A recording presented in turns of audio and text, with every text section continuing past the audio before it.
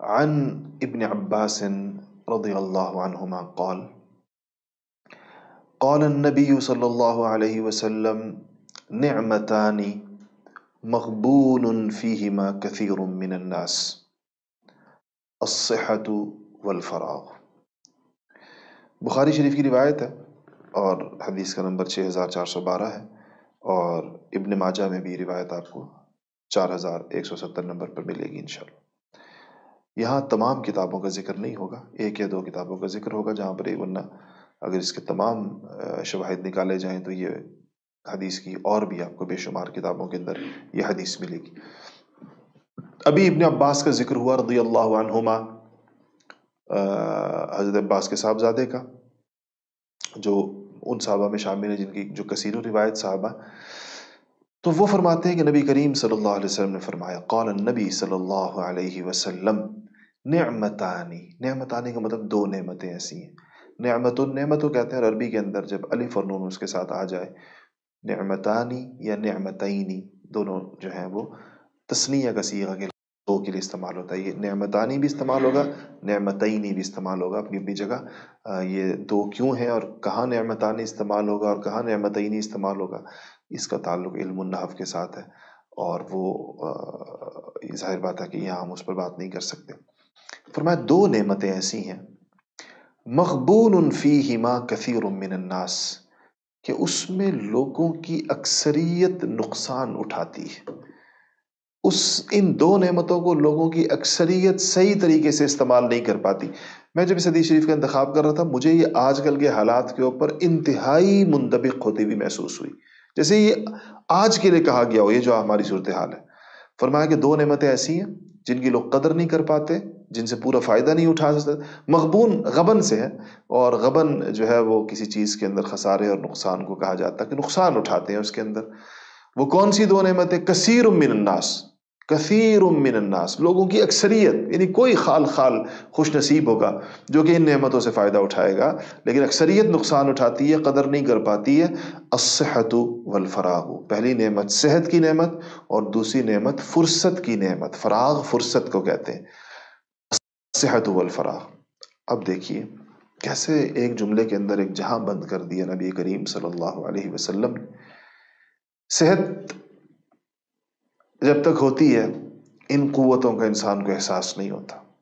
یہ نوجوانوں کی دیکھیں کیسی ایک زبردست زندگی ہوتی ہے، نہ تھک رہے ہیں، نہ کمر میں درد ہے، نہ گھٹنوں میں درد ہے، نہ ٹخنوں میں درد ہے، نہ ان کو اٹھنے بیٹھنے میں کوئی تکلیف ہے، نہ ان کو کوئی سر میں درد ہے، نہ ان کو کوئی تھکاوٹ محسوس ہو رہی ہے۔ صحت، جتنا بھی کام کریں تو ان کے لیے کوئی مشکل نہیں، ان کے بازوؤں کے اندر جان ہے، ان کے جسم کے اندر جان ہے، تو یہ بڑی اللہ تعالیٰ کی نعمت ہے۔ لیکن ایک نظام ہے اللہ تعالیٰ کا کہ صحت بالآخر روح بزوال ہوتی ہے، بڑھاپے کی طرف انسان جاتا ہے، اس کا جسم کمزور ہونا شروع ہو جاتا ہے، اس کے اعصاب کمزور ہونا شروع ہو جاتے ہیں، اس کے اعضاء اب کمزور ہونا شروع کرتے ہیں، شکایتیں شروع ہوتی ہیں، درد شروع ہوتے ہیں، تکلیف شروع ہوتی ہے، بالآخر اعضاء آہستہ آہستہ کام کرنا چھوڑ دیتے ہیں۔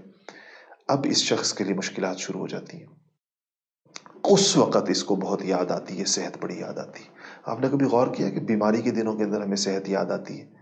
بیماری کے دنوں میں جب ہم ہل نہ سکیں، جب ہم کھا نہ سکیں، جب ہم چل نہ سکیں، تو ہمیں ضرور ہمارے دل پر یہ دستک ہوتی ہے کہ صحت کے زمانے کی قدر نہیں ہوئی۔ جس کو جو بیماری ہے، کسی کو اگر کمر کا درد ہے، وہ دل میں سوچتا ہے کہ وہ لوگ کتنے خوش قسمت ہوں گے جن کی کمر بالکل ٹھیک ہے، جنہیں کمر کا کوئی مسئلہ ہی نہیں ہے، وہ 18 گھنٹے بیٹھے رہے ان کو کوئی مسئلہ نہیں، بغیر ٹیک کے بیٹھے رہے ان کو کوئی مسئلہ نہیں، 22 گھنٹے کام کرتے ہیں۔ یہ ضرور سوچتا ہے یہ بندہ کہ کیسے خوش نصیب ہیں وہ لوگ، لیکن یہ بات وہ نہیں سوچتا جس کی کمر ٹھیک ہے، وہ نہیں سوچتا، اس کو یہ خیال نہیں آتا، اس کو کچھ اور چیزیں لوگوں کی بڑی لگنے لگ جاتی ہیں، اسے خیال ہے اس کے پاس پیسہ ہے، شاید بہت بڑی چیز ہے اس کے پاس۔ دوسری چیز جو ارشاد فرمائی، والفراغ، فراغ کہتے ہیں آپ کا عافیت کے اندر ہونا، فرصت کے اندر ہونا، وقت کا ہونا۔ اس وقت کا درست استعمال نہیں ہو پاتا۔ صحیح بتائیے، دل پر ہاتھ رکھ کے بتائیں، لاک ڈاؤن کو آج پتہ نہیں کتنے دن ہو گئے، مجھے تو یاد بھی نہیں، چلیں ہم یہ سمجھ لیتے ہیں شاید 1 ہفتہ ہو گیا، تو اگر 1 ہفتہ اس کو ہو گیا تو اس 1 ہفتے کو ہم نے کیسے گزارا؟ یہ تو فراغت کی ایک آخری قسم تھی جو ہمیں دستیاب تھی، اس سے زیادہ فراغت تو ممکن نہیں ہے. شاید آپ نے زندگی میں کبھی ایسا وقت نہ گزارا ہو، میں نے تو کم سے کم نہیں دیکھا اپنی زندگی کے اندر کہ لوگ اس طرح معطل ہو کر گھروں کے اندر آئے ہوں. ایسا نہیں ہوتا کبھی بھی. تو یہ ہمارے پاس فراغت کی جو انتہائی قسم ہو سکتی تھی، ہم نے اس کو دیکھ لیا اس ایک ہفتے میں جو گزر گیا. ایک ہفتہ گزارا کیسے، کتنا پروڈکٹیو رہا، کتنا اس سے فائدہ اٹھایا ان گھڑیوں سے جو 24 گھنٹے گزرتے ہیں. یقیناً یقیناً یقیناً ضائع ہوا، اور بہت زیادہ ضائع ہوا، بے دردی کے ساتھ ضائع ہوا، لایانی کے اندر ضائع ہوا، ان چیزوں میں ضائع ہوا جس میں اس وقت کو نہیں لگنا چاہیے تھا.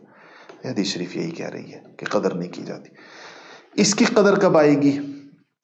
جیسے کہ صحت کی قدر تو آتی ہے بیماری کے اندر یا بڑھاپے کے اندر، اس میں خیال آتا ہے، پھر بندہ کہتا ہے ہائے صحت کا زمانہ، ہائے جوانی. اور فراغ کی، فرصت کی قدر آتی ہے جب انسان یا تو بہت برے طریقے سے مشغول ہو جائے کہ اس کو سر کھجانے کی فرصت نہ ملے، یا موت کے وقت کے اندر آتی ہے جب موت کا فرشتہ اس کے سر پر پہنچتا ہے تو اس کو خیال آتا ہے کہ ہائے اتنا وقت ضائع کر دیا، ہائے اتنا وقت ضائع کر دیا. تو یہ پہلی روایت تھی. نعمتان مغبون فیہما کثیر من الناس الصحت والفراغ. اللہ جل شانہ ہمیں ان دونوں نعمتوں کی صحیح معنوں میں قدردانی کی توفیق نصیب فرمائے. اللہ تعالی ہمیں صحت کی نعمت بھی عطا فرمائے اور اس کی قدر بھی عطا فرمائے، اور اللہ تعالی ہمیں فراغ کی نعمت بھی عطا فرمائے.